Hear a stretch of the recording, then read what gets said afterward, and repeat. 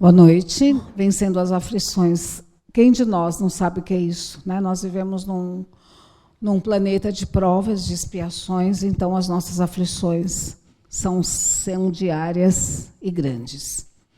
Então, não precisa, né, estar citando, mas as dores físicas são aflições, o desemprego é uma grande aflição, nossas dívidas, nossos vícios, as perdas que sofremos de pessoas, de relacionamentos, nossos filhos problema, nossa vida estagnada, aquela vida que não caminha como nós gostaríamos, uma traição sofrida, família problema, e assim, uma infinidade de aflições que visitam todos aqueles que moram no mundo de provas e expiações.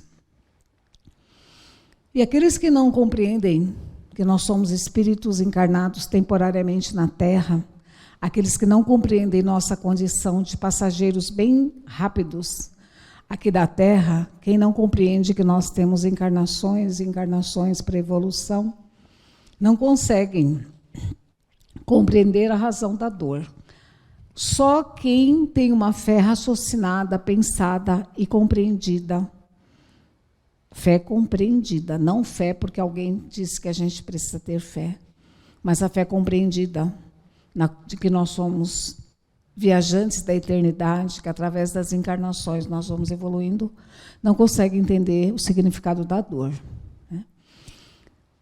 A maioria das nossas dores também, ela vem da nossa ansiedade, uma doença psicológica, uma doença emocional, que afeta a grande maioria de nós. Dificilmente nós encontramos uma pessoa que não tem crise de ansiedade, ou pelo menos tem momentos de grande ansiedade, porque nós vivemos hoje pensando no futuro, imaginando 1000 situações para o futuro, e na maioria das vezes nós imaginamos situações difíceis. Nós nunca conseguimos projetar para o futuro, um futuro bem tranquilo, bem sereno, com relação à vida financeira, afetiva, familiar. Nós sempre estamos projetando dificuldades que vão acontecer na nossa vida. E essa aflição, né, essa ansiedade diária, ela já nos está antecipando, mais agravando a nossa aflição, que já é grande, né?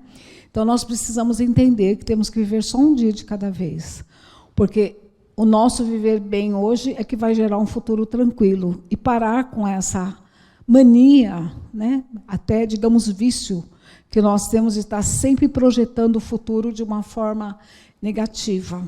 E a maioria de nós faz isso. Quando a dor vem, é um alerta de que alguma coisa não está bem e que nós vamos ter alguma dificuldade para enfrentar. Quando você tem febre, hoje em dia quem tem febre tem Covid, né? Antecipadamente. Ninguém mais pode ter febre por infecção urinária, ninguém pode ter pneumonia, ninguém pode ter nenhum tipo de febre. Teve febre, né, já é um alerta de que, né, a situação está grave. Na verdade, a febre é um mecanismo de defesa do organismo, ele está avisando que algo está errado, né? E sempre foi assim, não precisa ser agora. Da mesma forma que quando você, por exemplo, tem uma queda de pressão, a vida te joga no chão, você desmaia, que é para ir sangue para a cabeça, né, na posição horizontal, para que você retorne. Então, é o alerta da vida. Então, toda vez que a gente tem uma dor, existe um alerta da vida dizendo que algo está errado. E se não fosse a dor, muitas vezes a gente sucumbiria, né, a alguns perigos. Tem gente que pensa que dor é só dor física. Irritabilidade é um tipo de dor, quando você está o tempo todo irritado, o tempo todo triste. Quando você tem um vício, você não consegue controlar. Quando você tem sentimento de ódio, de raiva. Isso é um tipo de dor da alma, indicando que algo não está bem conosco, porque nós somos filhos de Deus e não podemos ter esse tipo de sentimento. E o processo de crescimento através das vidas sucessivas, para que nós atinjamos um dia um patamar de espíritos evoluídos, a dor, ela faz parte desse crescimento. Sem a dor, nós não teríamos o processo de evolução rápido. Nós teríamos um processo de evolução lento demais. Então, o Emmanuel, ele fala que a gente tem 3 tipos de dor, né, para evoluir. A dor expiação, que ele chama de uma dor que vem de dentro para fora. Nosso corpo espiritual vem marcado de outras vidas, de N situações criadas por nós, como sentimentos negativos, pensamentos destrutivos, mal que causamos às outras pessoas através das vidas sucessivas, que marcam o nosso corpo espiritual, vícios que tivemos, que estragaram o nosso corpo físico. Então, esse perispírito marcado vem de outros lugares e vai trazer a dor expiação, que é aquela dor que nós temos que passar porque foram plantações nossas e não temos como fugir. A dor evolução. O que é a dor evolução?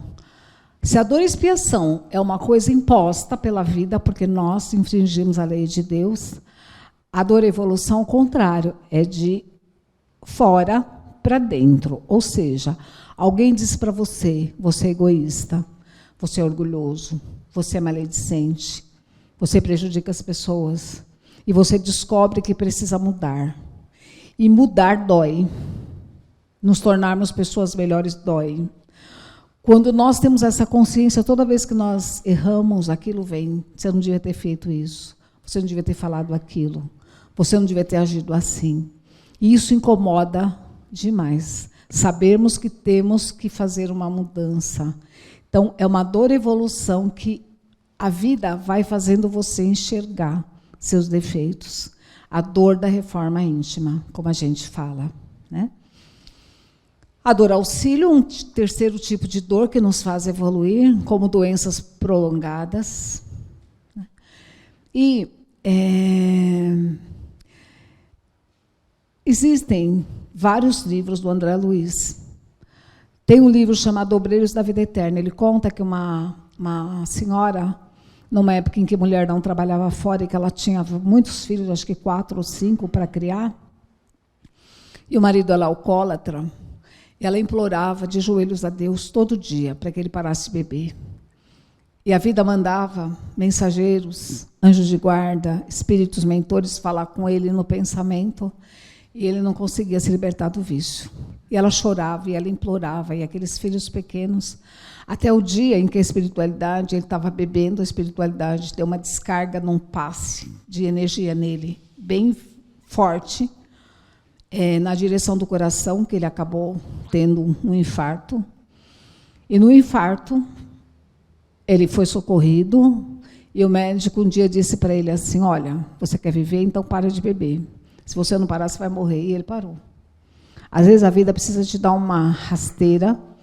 Muita oração que a gente faz, que depois acontece uma coisa, às vezes até difícil com a pessoa que a gente está orando para a gente própria, é essa dor auxílio. Uma dor que vem para tirar a gente de um caminho difícil, um caminho pior. Nós temos dores que são aliviadas, de acordo com o nosso merecimento, né? Aqui eu escrevi assim, ó, Hilário Silva, é um livro, né? Coloquei para não esquecer. No caso do Saturnino, que eu acho que todo aluno espírita, ou a maioria dos espíritas conhecem, daquele senhor de escravos que torturava os escravos, moendo o braço deles no moinho, toda vez que eles roubavam um prato de comida, uma espiga de milho. E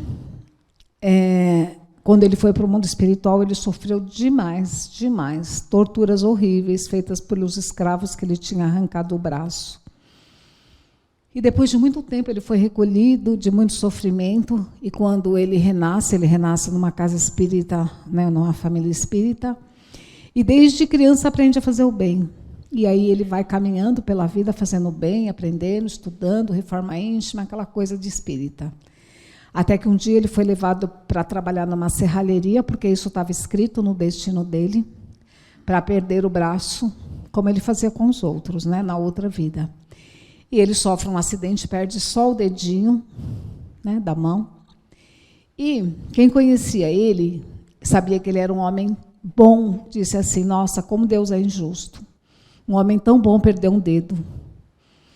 Né? Só que a gente não sabe o que aconteceu lá atrás. Ele deveria ter perdido o braço e perdeu só o dedo porque ele era bom. Ou seja, nós modificamos o nosso destino. Tem muita coisa que nós sofremos pelo bem que nós fazemos é aliviado grandemente. Então, fazer o bem é o nosso melhor caminho.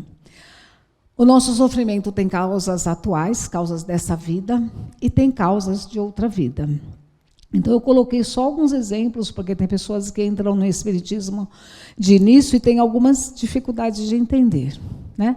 Eu posso estar sofrendo um processo de anemia, porque eu não cuidei da minha saúde, porque eu não comi na hora certa, porque eu não comi o alimento adequado.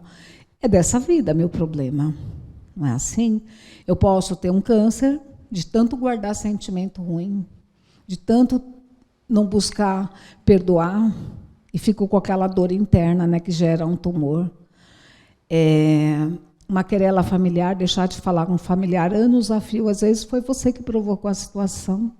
Então, tem muita coisa, né, filho perdido na vida, que você não deu exemplo, que você deixou correr solto o problema dele. As causas anteriores, né, segundo o Evangelho, segundo o Espiritismo, se você foi desumano em outra vida, vai ser tratado com desumanidade. Se você foi perdulário, ou seja, desperdiçou dinheiro, você vai vir numa situação de pobreza. Se usou a mão para o mal, pode vir sem a mão, sem o braço, e assim por diante. Se estragou seu corpo no vício, pode vir, por exemplo, com uma bronquite de nascença, um enfisema pulmonar de fumar, ou um problema no fígado de beber e outras coisas mais, né? Então, depois de tudo que a gente falou, a gente chega à conclusão que dor não é castigo. É uma forma de progresso, ou uma forma de evolução. Porque na dor nós procuramos ajuda, na ajuda nós encontramos amigo. Nos amigos nós somos levados até conhecer Deus, e encontrando Deus, a dor vai aliviando. Já falamos da dor kármica, que é essa libertação do nosso espírito de coisas do passado. Da dor evolução, né, que é aquela dor da reforma íntima. E na dor, nós temos uma pontinha de decepção com Deus e com os amigos espirituais. Porque quando nós sofremos, a primeira coisa que nós pensamos, será que Deus me abandonou? Será que Deus não gosta mais de mim? Será que o meu anjo da guarda me abandonou? Onde está meu mentor, que não me livra disso? Nós nunca admitimos que o problema está conosco. Na maioria das vezes, nós pomos culpa no nosso mentor, no nosso anjo de guarda. Onde estão meus amigos espirituais que não estão me ajudando? Por que eles estão me deixando passar por isso? Não é assim?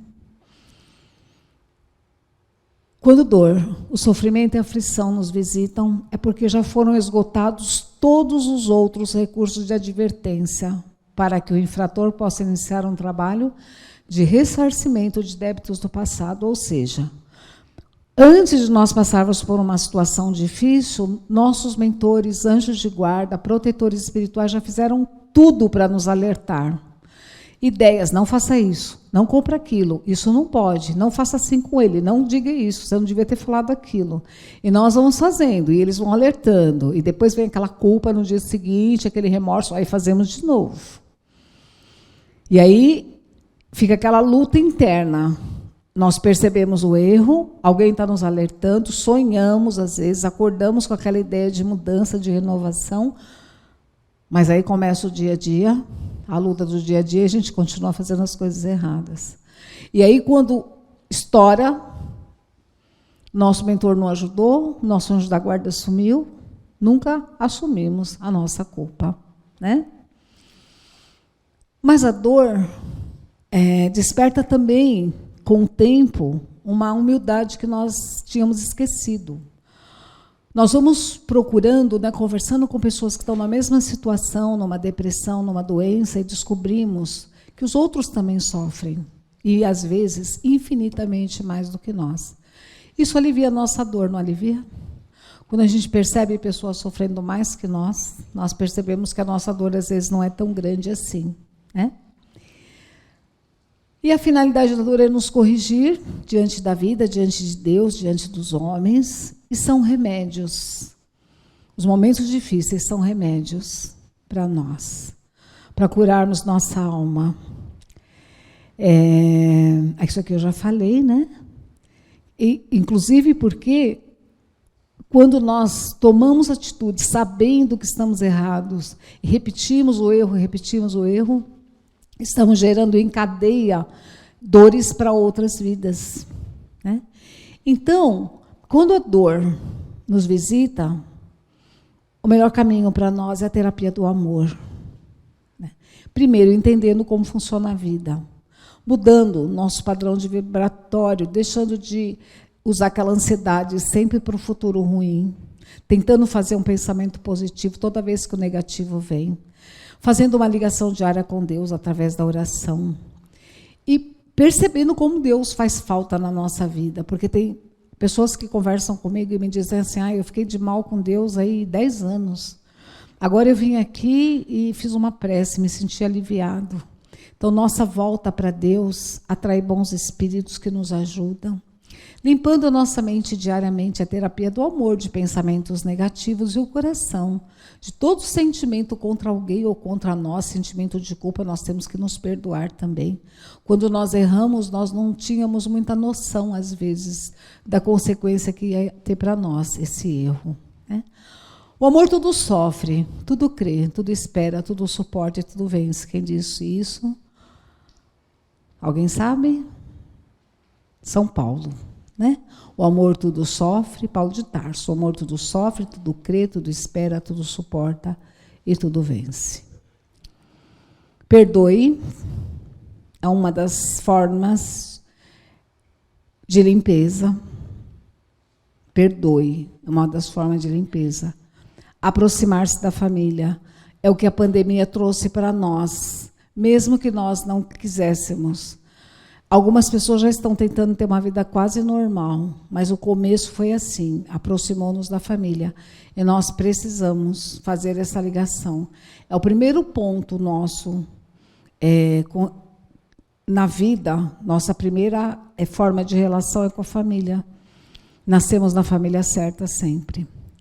Regue seus amores, ou seja, cultive seus amores. Porque nós vamos deixando, um dia não fala, o outro também não fala, fala amanhã, depois briga de novo e fica naquela coisa, não rega, não cultiva.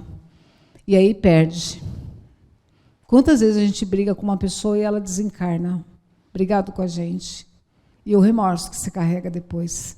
Nós sempre temos que nos despedir de uma pessoa bem com ela. Pedir perdão, não guardar ofensas, pedir perdão para o universo. Por quê? Você sabe quantas pessoas você magoou ao longo dos milênios aí atrás? Quantas pessoas ficaram magoadas conosco? Então, quando nós pedimos perdão para o universo, estamos pedindo para tudo que ficou para trás, né? Praticar o bem. O amor é a única coisa que cresce à medida que se reparte. Todo mundo entende? O amor é a única coisa que cresce à medida que se reparte. Lembre-se do aniversário das pessoas, cumprimente. Quando for possível, convide para tomar um café. Mesmo que a pessoa não ligue para você, ligue para ela, dê um bom dia, uma boa noite. Porque a maioria diz assim, mas ele não liga para mim, não vou ligar para ele também. É uma forma errada de não distribuição de amor. Porque nós só recebemos da vida aquilo que nós damos. Quando nós amamos, mesmo que não haja uma correspondência, a vida devolve isso em forma de amor. Tá bom? Era isso que eu queria falar para vocês. Eu espero que tenha atingido o objetivo. E vamos tentar amar daqui para frente, controlar a ansiedade e praticar o bem. Tá certo?